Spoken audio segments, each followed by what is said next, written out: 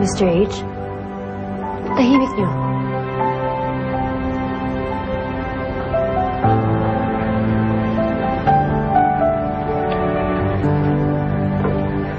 Seth?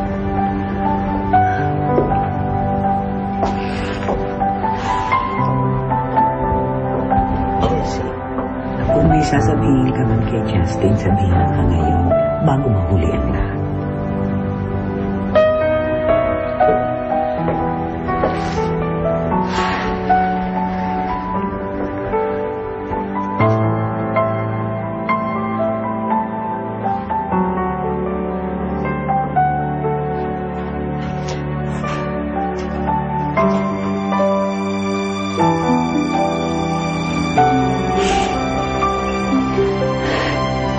Justin.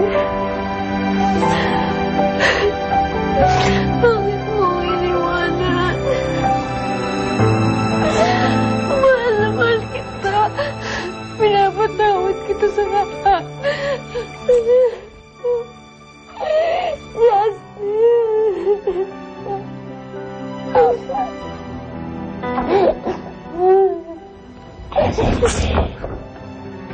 Justin.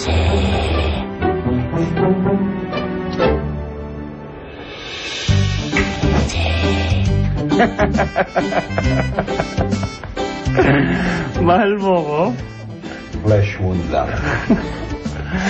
Aray, huwag naman, huwag naman. Huwag. Sinabi mo, mahal mo ko, wala nang bawian yun, ha?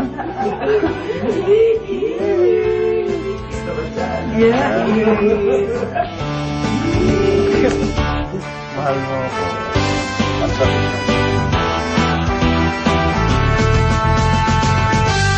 Another what is sabihin breaking news. Justin Lazapin, ligtas na. Alis ka? Bumabase na ako sa New York. Wala nang rason para magstay pa ako dito eh. Salamat for taking care of Jessie and loving her nung hindi ko kaya.